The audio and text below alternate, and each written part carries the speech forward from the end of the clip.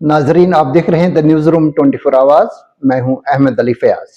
आज की एक दिलचस्प खबर हमारे सामने ये है कि लेजिस्लेटिव असेंबली ने एक शो काज नोटिस जारी किया है पीपल्स डेमोक्रेटिक पार्टी के member legislative assembly Pulwama Waheed Rahman परा के नाम कि क्यों ना आपके खिलाफ कॉन्टेम्प्ट के तहत या ब्रीच ऑफ प्रिविलेज के तहत कार्रवाई की जाए, क्योंकि आपने जो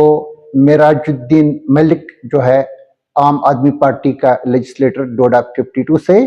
जब उसको गिरफ्तार किया गया तो आपने उसके बाद लिखा है कि इसको असेंबली सेक्रेटेरिएट ने इसको इंडोर्स किया है।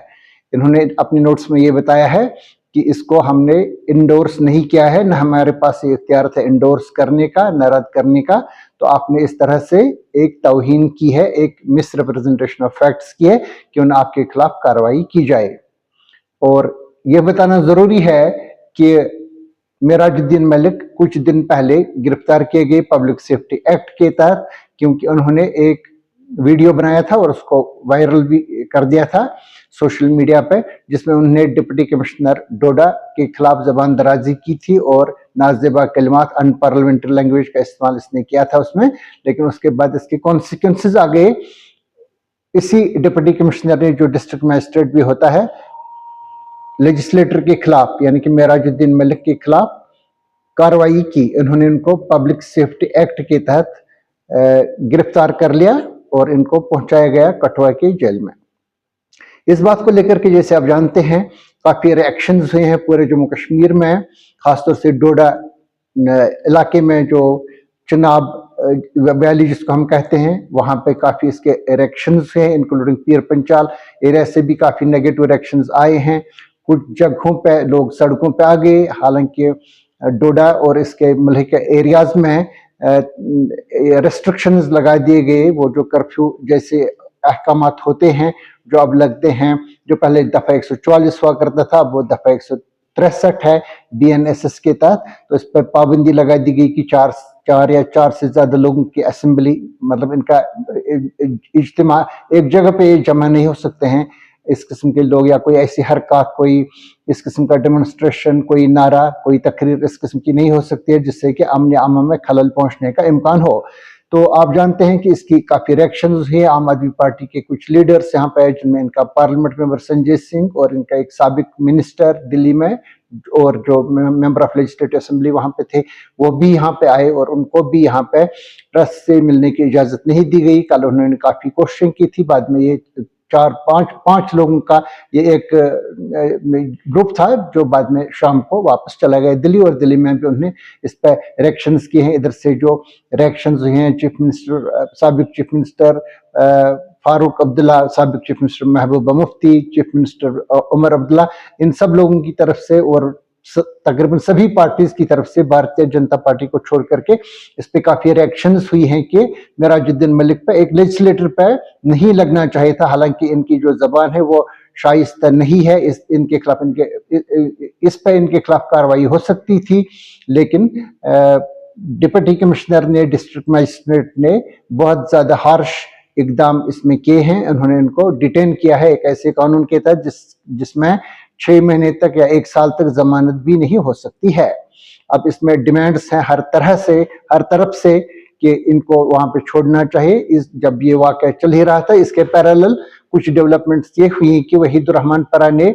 जब अपना रद्द-ए-अमल इस पे किया तो उन्होंने कहा कि इसको उन्होंने कहा ये एक शेमफुल सरेंडर है असेंबली का, रियासती असेंबली का, जिसके वो खुद मेंबर हैं। तो उन्होंने कहा ये एक शेमफुल सरेंडर है। इन्होंने अपने ट्वीट में जो डिप्टी कमिश्नर का जो ऑर्डर है, जो बाद में लेजिस्लेटिव असेंबली की सेक्रेटेरिएट ने rules of procedure and conduct of business rule 260 के तहत ये लाजमी बन जाता है लेजिस्लेटिव असेंबली के सेक्रेटेरिएट के लिए कि वो इसको मुश्तहर कर लेते हैं बाकी मेंबर्स की इंफॉर्मेशन के लिए। इनके पास कोई ऐसा इख्तियार नहीं है कि इसको वो रद्द कर सकते हैं या इस पर वो खामोश रह सकते हैं या इसको वो इंडोर्स कर सकते हैं। लेकिन जो मेंबर हैं वहीद रहमान परा PDP के पुलवामा के MLA, तो उन्होंने इसमें कहा था कि उन्होंने शेमफुल सरेंडर किया है, इन्होंने इसको इंडोर्स किया है। इस पर स्पीकर अब्दुल रहीम राथर ने पूरी तौर पे अपने रद्द अमल का इजहार किया था, तो उन्होंने अगले ही रोज ये कहा था कि हमने इसको इंडोर्स नहीं किया, हमारे पास कोई इख्तियारात वगैरह नहीं है। उन्होंने ये भी कहा था कि इसके लिए कॉन्सिक्वेंसेस हैं जिनका सामना करना पड़ेगा मुतल्लिका मेंबर को, यानी कि वहीद रहमान परा को। अब ये जब सारा ये मामला चल रहा था, तो इसके बाद आज जो हमारे पास जो नोटिस मौसूल हुआ है असेंबली सेक्रेटेरिएट से, तो इसमें ये बताया गया है कि जो मेंबर हैं वहीद रहमान परा, उनको बताया गया है कि आप 7 दिन के अंदर अंदर अपना इसमें मौक़िफ़ बयान कर लें कि आपके खिलाफ कार्रवाई नहीं हो सकती है। इसमें तफसील से जो डिप्टी सेक्रेटरी लेजिस्लेटिव असेंबली ने जारी किया है एक show cause notice Waheed Rahman के नाम पे, तो इसमें उन्होंने ये सारी कहानी लिखी है कि इस तरह से डिप्टी कमिश्नर डोडा ने डिटेंशन का ऑर्डर पास किया है, वो सारा उसने लिखा है। और उसने लिखा है ये किसी भी जगह पे हमने इसको इंडोर्स नहीं किया था, और इस तरह से आप मुर्तकिब हुए हैं तौहीन, असेंबली के तौहीन के, तो आपके खिलाफ क्यों न कार्रवाई हो जाए। तो इसमें उन्होंने लास्ट का मैं ये पार्ट आपके लिए सुनना जरूरी है। इसमें लिखा है, whereas the above post has been viewed as casting aspersions on the impartiality of the office of the honourable speaker. जो ऊपर दिए गए फैक्ट्स हैं, इससे ये बात साफ जाहिर है कि इस पर एस्पर्शंस कास्ट हुई हैं ऑनरेबल स्पीकर के ऑफिस पे। Whereas in order to clarify the facts, this secretariat was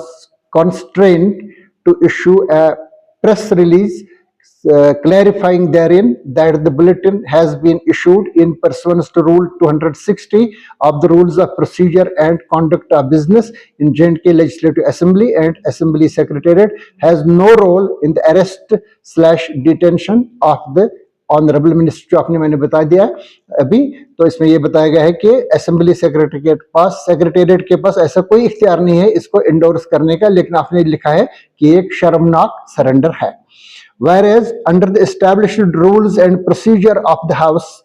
impartiality is an essential attribute of the office of the Honorable Speaker, and any attack on or imputation against the impartial discharge of Speaker's duties has consistently been held to constitute a breach of privilege / contempt of the House। इसमें ये बताया गया है कि एक मुसल्लमा कायदा है, एक उसूल है कि जो भी इस किस्म की हरकत करता है कि जिससे हर्फ आता है ऐवान की इम्पार्शियलिटी पे, जो गैर जानबदार होता है हाउस यानी कि असेंबली, जब इसकी असेंबली का जो इमेज होता है, शब्बी होती है, अब इस पर अगर आप हर्फ लाते हैं कि इसमें इम्पार्शियलिटी नहीं है, ये गैर जानबदार नहीं है, तो ये बन जाता है एक कॉन्टेम्प्ट, एक ब्रीच ऑफ प्रिविलेज बन जाता है, क्योंकि असेंबली का भी एक प्रिविलेज होता है। एमएलए, इसके जो मेंबर्स होते हैं जिसमें मिनिस्टर्स और एमएलए होते हैं, इनका भी एक प्रिविलेज होता है जो प्रोटेक्ट होता है रूल्स के मुताबिक। तो इसमें ये बताया गया है कि ये बन जाता है जुर्म एक कॉन्टेम्प्ट का, असेंबली की तौहीन का। Whereas the matter was placed before the honorable speaker, who has taken serious note of it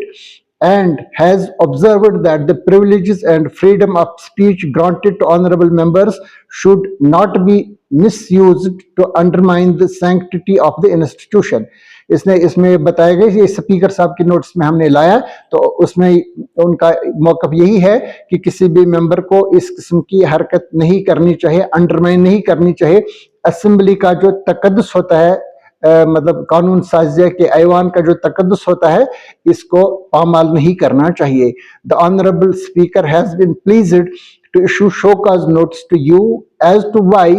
breach of privilege / contempt proceedings shall not be initiated against you for posting such misleading post / false information on social media platform X on 8th of September 2025। इसमें इनसे सवाल किया गया है कि क्यों ना आपके खिलाफ कार्रवाई की जाए कॉन्टेम्प्ट के तहत, ब्रीच ऑफ प्रिविलेज के तहत, क्योंकि आप मुर्तकिब हुए हैं इस जुर्म के कि आपने तौहीन की है असेंबली की और गलत बयानी की है। Now therefore before proceeding Before proceeding ahead in the matter, you are hereby called upon to explain your position before the Honorable Speaker within 7 days of the receipt of this notice, in person or in writing, failing which the breach of privilege/contempt proceedings shall be initiated under rules. इसमें ये बताया गया है कि speaker की मंजूरी के तहत हम आपको ये बता रहे हैं कि आप 7 दिन के अंदर ये नोटिस मौसूल करने के बाद 7 दिन के अंदर अंदर आप जवाब दे दें कि आपके खिलाफ क्यों न कार्रवाई कर लें, ब्रीच ऑफ प्रिविलेज की और कांटेम्प्ट ऐवान के तौहीन की आपके खिलाफ क्यों न कार्रवाई की जाए। इसके बाद फौरन बाद जब ये नोटिस जारी हुआ तो उसके बाद वहीदुर रहमान परा ने उन्होंने अपने इनका जो एक्स, जिसको पहले ट्विटर कहते थे हैंडल, इस पर उन्होंने कोई बयान जारी नहीं किया है, लेकिन बाज खबर रसान एजेंसीज के साथ बात करते हुए उन्होंने ये बताया है कि ये कोई जाती हमला नहीं है स्पीकर साहब के खिलाफ, मुझे उनका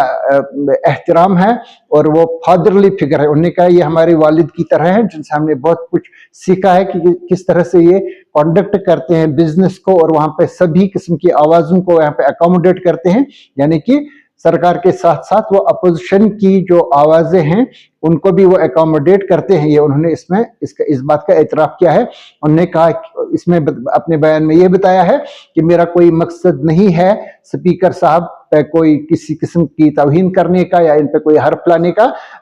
जाती तौर पे मैं ये समझता हूं कि स्पीकर साहब की और असेंबली की ये सिर्फ ये जिम्मेदारी नहीं है कि कॉन्डक्ट करना है बिजनेस, वहां पे इनकी जिम्मेदारी ये भी है कि जो मेंबर्स हैं जिसमें मिनिस्टर्स होते हैं और एमएलएस होते हैं, इनकी जो डिग्निटी है उसको भी इनको प्रोटेक्ट करना जरूरी है। तो उन्होंने मेराजुद्दीन मलिक की गिरफ्तारी का हवाला देते हुए ये बताया है कि असेंबली को इसमें खामोश नहीं रहना चाहिए था, जिसके बारे में हमने बताया है कि अब्दुल रहीम रातर साहब का जो स्पीकर हैं उनका इस बारे में मौक़िफ़ यही है कि हमें कोई इख्तियार ही नहीं है इसके खिलाफ कोई कार्रवाई करने का। लेकिन वहीदुर रहमान कहते हैं कि ये इसके खिलाफ, उनके कहने के मुताबिक वो इसके खिलाफ बोल सकते थे या इस इशू को उछाल सकते थे कि क्यों आप लोगों ने हमें मुत्तला किए बिना ही, और स्पीकर ने कहा है कि सिर्फ इत्तला दे सकते हैं, उनको किसी परमिशन की जरूरत नहीं है कायदे के मुताबिक। तो वहीदुर रहमान परा का कहना है कि इनका एक रिएक्शन इसमें जाना चाहिए था जिससे कि मेंबर्स को ये लगता कि हम महफूज हाथों में हैं। तो इस तरह से वहीदुर रहमान का इस बारे में यह कहना है, हालांकि अभी 7 दिन के अंदर अंदर वो एक जाती तौर पे या पेश होंगे या तहरीरी तौर पे एक अपनी सफाई दे देंगे, तो उसमें जाहिर है कि इसका स्पिरिट यही होगा कि ये कोई जाती हमला नहीं है स्पीकर के ऊपर, तो इसमें वो अपनी सफाई वहां पे दे देंगे। अभी तक इसमें यही विवाद चल रहा है कि क्या स्पीकर या असेंबली इस बारे में कोई कार्रवाई कर सकती थी, क्या इसको रोक सकती थी। इस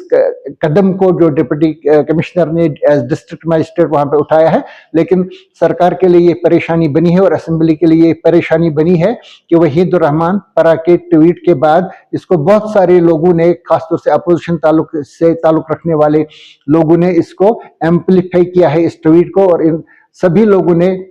ये बताया है कि इसको इंडोर्स किया है रियासती असेंबली ने, जिसकी बार बार उन्होंने सफाई दी। असेंबली सेक्रेटेरिएट से एक एलामिया भी जारी किया गया, एक वजाहत जारी की गई और उस वजाहत के बाद ये शोकाज नोटिस जारी हुआ है। और खुद स्पीकर अब्दुल रहीम रातर ने अखबारी बयानात में ये बता दिया है कि हमारे पास इसको इंडोर्स, इसको रद्द करने का या मंजूर करने का बिल्कुल कोई इख्तियार ही नहीं है। और इस तरह से इस किस्म का एक तासुर पैदा किया गया है कि हम इसमें शामिल हैं, इस जो कार्रवाई मेराजुद्दीन मलिक के खिलाफ हुई है हम इसमें शामिल हैं, और ये बिल्कुल एक गलतफहमी, एक गलत बयानी है, डिस्टॉर्शन ऑफ फैक्ट्स है। ये इनके लिए एक परेशानी बनी है क्योंकि इस बात को लेकर के काफी लोगों ने अपने ट्विटर हैंडल्स पे, फेसबुक पे, सोशल मीडिया के बहुत सारे प्लेटफॉर्म्स पे ये इसको एम्पलीफाई किया है और यही चलाया है कि इसको स्पीकर जो लेजिस्लेटिव असेंबली है और लेजिस्लेटिव असेंबली के और स्पीकर ने इसको इंडोर्स किया है, और इस तरह से इनकी जो इंटीग्रिटी है इस पे आंच आ जाता है। तो ये एक इनके लिए परेशानी बनी है। अब ये देखना बाकी है कि वहीदुर रहमान परा जाती तौर पे हाजिर हो जाते हैं स्पीकर साहब के पास या वो कोई तहरीरी बयान भेज देते हैं। तो लेकिन हमने बता दिया कि इनके बयान जो उन्होंने आज जारी किया है प्रेस में, जो उन्होंने अपने बाइट्स दिए हैं, तो उनसे यही लगता है कि ये यही सफाई दे देंगे कि मेरा कोई जाती कोई हमला नहीं है, इसमें जाती कोई चीज नहीं है। मैं सिर्फ लोग जो असेंबली के मेंबर्स हैं उनकी डिग्निटी के लिए, मैं उनको प्रोटेक्ट करने के लिए मैंने ये किया है। और मैं समझता हूं कि असेंबली को मेरा साथ देना चाहिए, न कि मेरे ट्विटर को इस्तेमाल करके उसको वेपनाइज करना चाहिए खुद दूसरे मेंबर के खिलाफ। ये उनका शायद यही होगा। इसमें जो भी डेवलपमेंट्स हो जाएंगी हम आपको इस बारे में बाखबर करते रहेंगे। आप देखते रहे द न्यूज रूम 24 आवर।